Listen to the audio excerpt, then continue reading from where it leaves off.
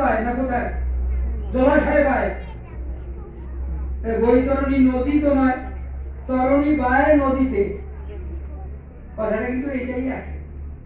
তবুও ওরা পার করতেছে, একটা নদী বানাইলো, তারপরে একটা গরু নিয়ে আসলো, পার করে দিল। এই পার করতে গিয়ে একটা মন্ত্র অনেক ব্রাহ্মণ বলে, অনেক ব্রাহ্মণ বলে না। অনেকের জানা আছে, অনেকের হয়তো জানা নেই। কি মন্ত্র?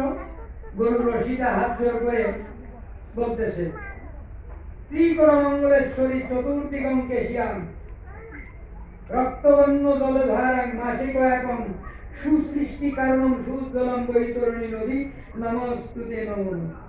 বইটা গরুটা এইরকম আচ্ছা, কোন নদী? সেই আকৃতি, দুই ধারে কার্বন। ওই নদীতে জোয়ার ভাটা আসে মাসে একবার, রক্তবর্ণ জল, মায়ের মৃত্যু হয়, আর ভাঙার দরকার নেই। সেই নদী আমি পার হয়ে আসছি। বাবা বৈঠা পাইছিল ওই নদীতে, ইঙ্গিতে ধরা নেন, ধরে নেন। আমার জন্ম পেয়ে গেছিল ওই নদীতে। আমি অন্ধকূপে মায়ের জরায়ুতে বড় হচ্ছি, আস্তে আস্তে ধীরে ধীরে। তারপরে মা আমাকে ব্যথা বেদনায় ধনির মধ্য দিয়ে পার করে দিল। ও ও ও করতে করতে আমি ভূমিষ্ঠ হলাম। ভূমিষ্ঠ হয়ে আমি বলছি ওয়া ওয়া।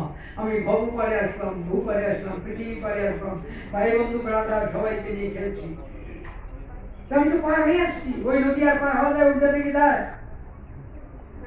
পার হয়ে আসছি, আর কে পার করে দেবে? যার জন্য ঠাকুর বুদ্ধিনাশক করা থাকুক, বুদ্ধিনাশক পুনঃসত্যি করা থাকুকে বলেছেন, তোমার এই তরি নৌকাখানা ভবসাগরে খেলছো, এটাকে পার করে নিয়েছিল ষাঁড়ের লেজ ধরে। ষাঁড় মানে ওই গরুর ষাঁড় না, ষাঁড় মানে জ্ঞান বস্তু। তাই ঠাকুর আমাদের মহাজ্ঞান নিয়ে এসেছে, এই তরিটাকে পার করে নিয়ে চলবো, তার ওই ষাঁড়কে গ্রহণ করে আমরা এগিয়ে যাব। আজকে আমাদের দাদা ভাই এটাকে গ্রহণ করে চলে গেছে, উনি পার হয়ে গেছেন। তাই সাথী নিয়ে আমরা, তাহলে এখানে আলাদা করে ওইসব নেই, আছে কিছু কিচ্ছু করে নেই। তারপরে আসুন আরেকটা শেষ করবো। আমি এমন জায়গায়, এই যে আপনাদের কাছে, এই যে এই সোজায় মনে করুন ইয়েটা পার হওয়ার পরে, ওই যে বড় নদীটা শঙ্কর পার হওয়ার পরে, ওইটা কি বলে, ওই রামপুরের সোজা পশ্চিম বুকটা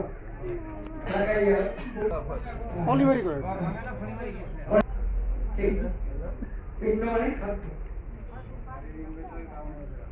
তো পিণ্ড কে খায়? এইটা বুঝতে পারে। উনি তো নেই, কে খাবে? উনি আছে কি? উনি তো নেই, খাবে না কে?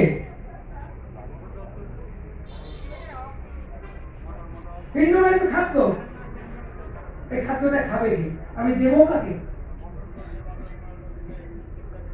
বলে এটা তো জানি না। পিণ্ডই পিণ্ড খায়। এই যে দেহ পিণ্ড, বাবা এবং মা দুটা জলে মিক্সড হয়ে মাতৃগর্ভে এসে মায়ের জরায়ুতে একটা দলা হলাম, জমাট বাঁধা দলা। সেই দলাটাকে, সেই পিণ্ডটাকে মায়ের এই দেহপিণ্ডের মাধ্যমে খাদ্য খেয়ে নার্ভের মাধ্যমে সন্তানের কাছে পৌঁছাতে পৌঁছাতে সন্তানের ওখানে হাত পা চক্ষু কর্ণ নাসিকা ত্বক জিহ্বা সবই ঘটে গেল। কি? মায়ের এই দেহপিণ্ডের মাধ্যমে খাদ্য খেয়ে ওই পিণ্ডটা বড় হচ্ছে। আবার ওই পিণ্ডটা যখন প্রসব হলো, তখন ওই পিণ্ডটা আবার এই দেহপিণ্ডের মাধ্যমে মায়ের স্তনে